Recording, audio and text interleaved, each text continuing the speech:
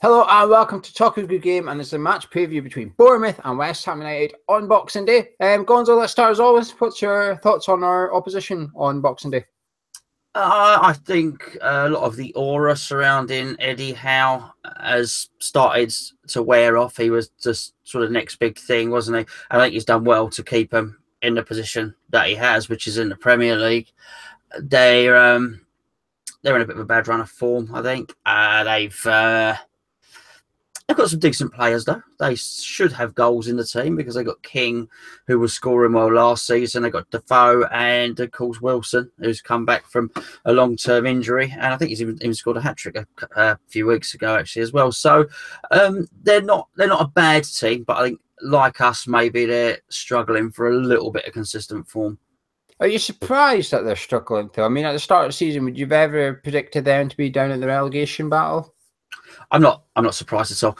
And the reason being is that they just never sign anyone to go to the next level. I think he is quite happy to sign people from the Championship, maybe lesser known people. You don't ever feel that they go out and they would spend 40 million on a player or anything like that. And there's some come good, some get injured. I mean, Mings. Tyrone Mings looked a real prospect. He was at Ipswich, got an injury straight away. People like Stanislas, who was with us as well. And I know they brought Jordan Ibe from Liverpool, but clearly Liverpool felt he should go and he wasn't going to make it at Liverpool. And now it looks like he probably wouldn't have made it at Liverpool. So the type of players that they buy don't smack of a team that are going to spend enough to stay in the Premier League season after season. So they're really relying on the brilliance of their manager. I don't know. I disagree with that. I think Ibe is what you should be doing, that in the sort of bottom half penalty team trying to get a top half. I think Ibe and Nathan Ake in particular, those two signings are exactly who you should be going for. Young players who, if they do reach their potential, you've got a 40, 50 million pound player on your hands, and then you do what Everton did with Lukaku, I suppose. You take the risk that they are going to go on to become really good, and you sell them off at a bumper price.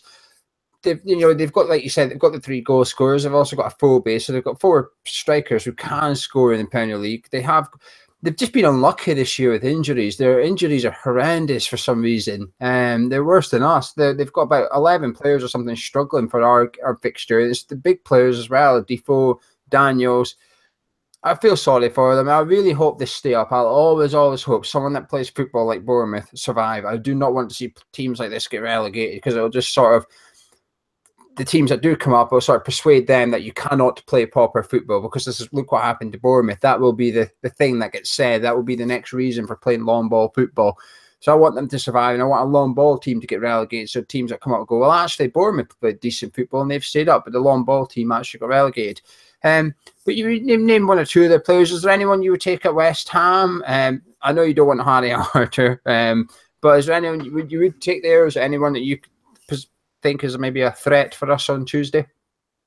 Well, I think, yeah, as you say, I've named a few of them. On that, funny enough, I'll tell you what, we could probably do with Stanislas at the moment in many respects, or a wide player. I would say any one of their centre forwards might be useful, but it'd just be another centre forward that David Moyes didn't play anyway, so it'd be pointless having one of those over. I do think we need a bit of width. The obvious area where we are desperately lacking is in central midfield, and I don't see anybody there. I'm not just saying it because of Arte, he's not even really been in the team anyway, but I don't see anyone in Bournemouth who I would think, oh yeah, that's the guy we need in central midfield to help us out and to help our passing game along. They got some neat enough players, but I don't think anybody that would seriously help us or seriously improve us. I don't know. I still want Smith. I've always liked their right back Smith. I would still take him at West Ham. And Newcastle game just showed just why we probably need another right back, so you can, if you are going to be up against a pacey winger, you can maybe move Zabaleta or just take him out of the team altogether. But let's talk about West Ham then. The back 5, let's start with the back 5. Would you make any changes going into this one? We've just conceded 3 against Newcastle, or do you keep it because there's just very little options to change it? I would probably leave. I agreed with bringing Ginge in initially when he first came in, if you remember, and And I didn't necessarily decide that I wanted to go with Rice then because I just thought it was the right game against Stoke because I thought they were going to launch it big. That was just for then. I think now I would like to see Rice in the team. I think it's now time to start blooding him and bedding him. It's okay for the rest, and I think you just got to take that Newcastle defeat on the chin and say, actually, apart from that, Moyes had organised defence pretty damn well. So whatever went wrong, he probably needs to sort out now. But I do think that defensive unit, he needs to start introducing Rice into it, certainly. So who would you take out? I thought Reed was terrible actually in the last game, really terrible. So I would probably, but I think Bonner's been so good and under Moyes, and we have to look at it. There's no point looking at things historically. We have to look at things what's been happening over the last 5 or 10 games, let's say. I also think Cresswell, for the reasons that we've discussed, bringing the ball out for the back as well. I would possibly put Rice in for Winston Reid. I would be maybe put James Collins in for Winston Reid. David Moyes has to make statements. He did it with Joe Hart. He made a statement early on. You're not playing well. You're out of the team. He needs to keep that hard task line. Otherwise, he will end up doing what Bilic did, and that is playing his favourites. And Reid's been poor for a while now. But on Saturday, he was just all over the place. I think it's because he's got the captain's armband. I keep saying this, but whenever he's got the captain's armband, his head just disappears completely. He shouldn't have it. But if Moyes wants to make statements, there's 2 players. Well, there's 3. One of them is Winston Reid. So I maybe put Ginge in for that one, purely because Ginge did nothing really wrong against Stoke. And it would send a shock, if you like, through the squad probably that Winston Reid gets benched, because he's probably the one that everybody thinks is the guaranteed starter. If he fits, he's plays. So it'd be a change. But on the other hand, Bournemouth's attack is quite pacey. So do you really want to be putting Ginge up against pace? And he'll also be the right side centre-back behind the slow Zabaleta.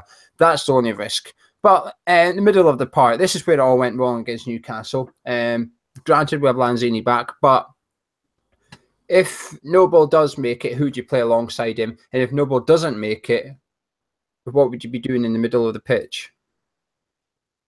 Well, it depends what he's going to do and what systems he's going to play. I think, obviously, whatever happens, Lanzini has to come back in. So if Noble doesn't make it, in answer to your question, I think you have to perhaps have Lanzini a little bit deeper and a little bit more. Well, I say central. Actually, I want him central anyway, whatever happens. I think you have to draw him in there. If Noble is fit, then I think I would still have Noble alongside Obiang. Not ideal, far from ideal, but I prefer that to Noble alongside Kiate at the moment until maybe we can sort something else out. Lanzini's obviously still in the team. I still try and keep him central. And if I was picking a team, I would have Lanzini very central and very close to the striker, which would be a striker. And if Noble doesn't make it, you'd have Lanzini and Obiang centre mid. Yeah, I think so. I'd have to draft him in there, Yeah, this is where I would draft in Declan Rice. This is where I'd be using Rice. I'd be taking him in. Noble's fit. He's alongside Noble. Noble's not fit.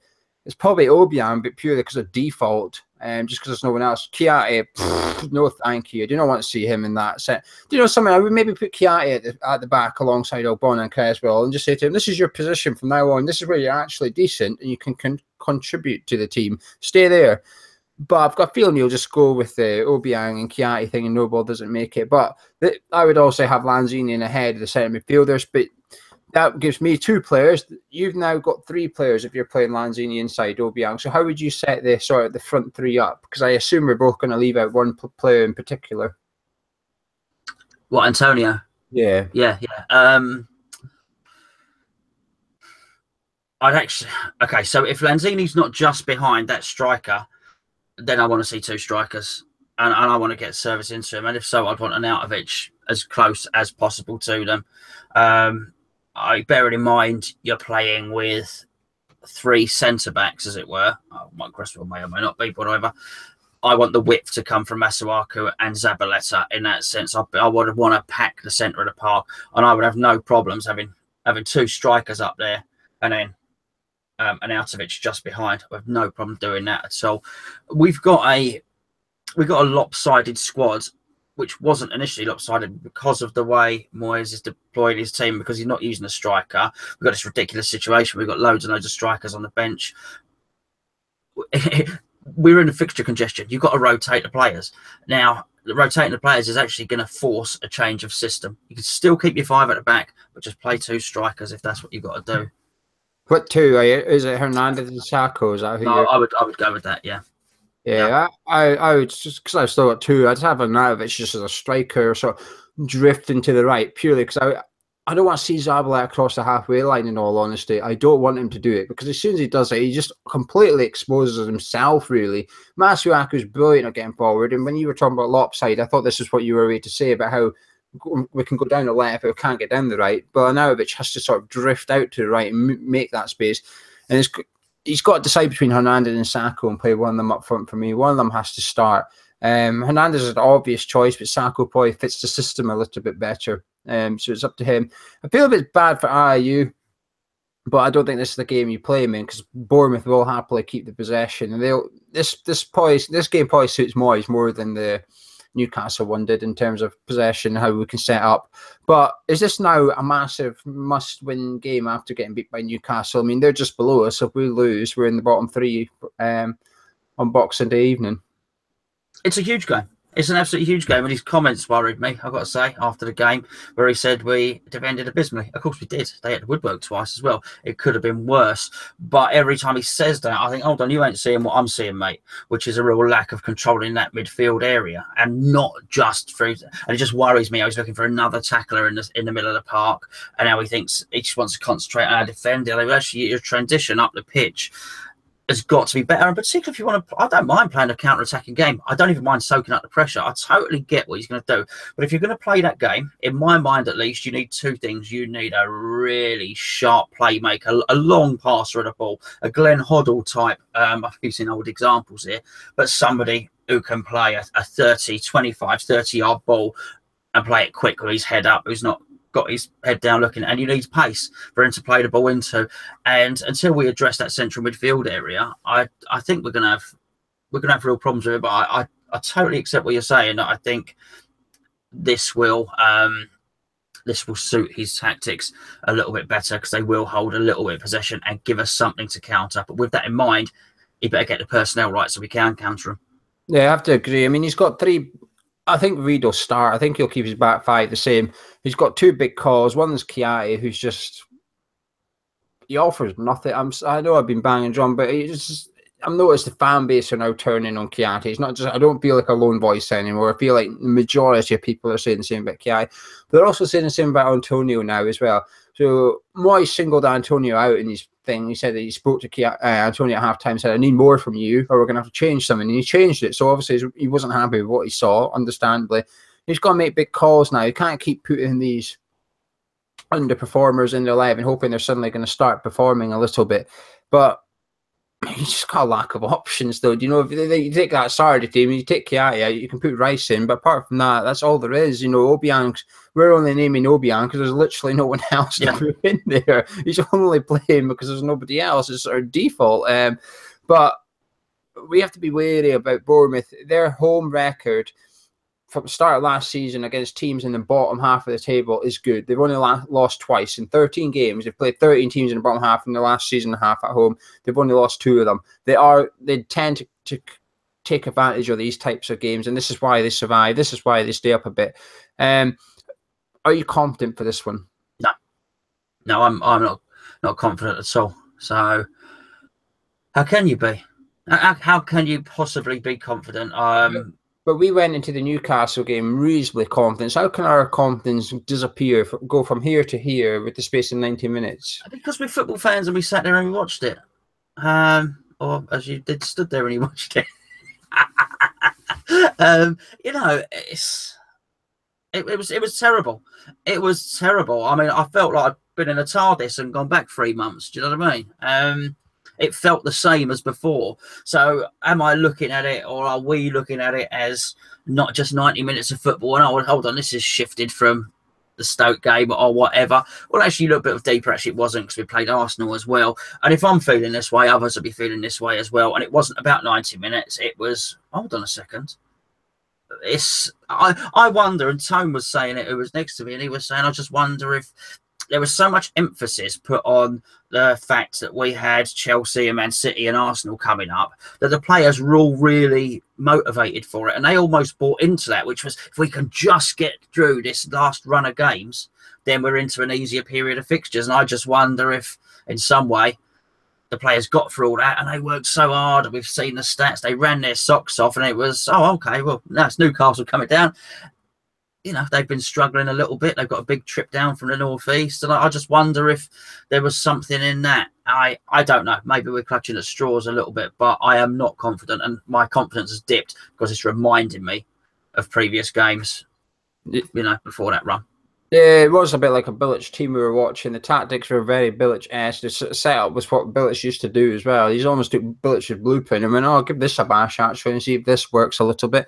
I get what you're saying about the running. I think it's a pressure thing for me. I think the pressure is also we excelled because we were expected to get beat. So we got beat. You know, it's, but then the pressure went on us when we were at home against Newcastle. But David Moyes put that pressure on, and by throwing the cup game, saying I'm focusing on that league game, he put the pressure massively on them for that game against Newcastle. That was the manager's doing that. Yeah.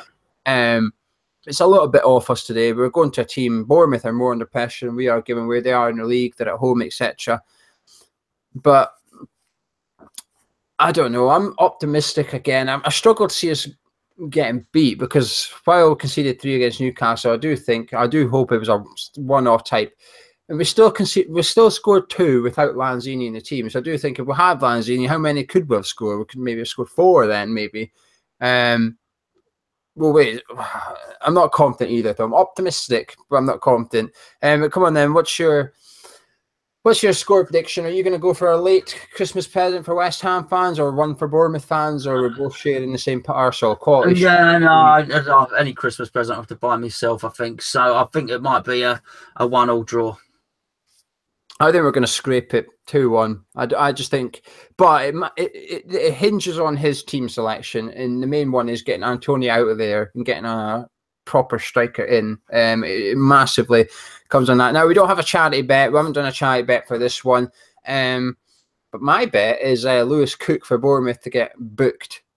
Make sure you check. There's 2 Cooks for Bournemouth, so make sure you get the right one. It's the midfielder, not the centre back. Make sure you get the right one. But I'm going for 2-1. Gonzo's going for 1-1. And last thing we just want to say, I suppose, is wish everybody a Merry Christmas tomorrow. Hope Santa's good to everybody. Check out Gonzo's vlog. You haven't seen it from the Newcastle game yesterday, so it'll be here on your screen right now. Go click it and go have a watch of it. But Gonzo, say goodbye. Goodbye and Merry Christmas to one and all. Drop a like on the video, subscribe if you're new, and we'll see you on Boxing Day with our review of this match, hopefully celebrating 3 points for West Ham United.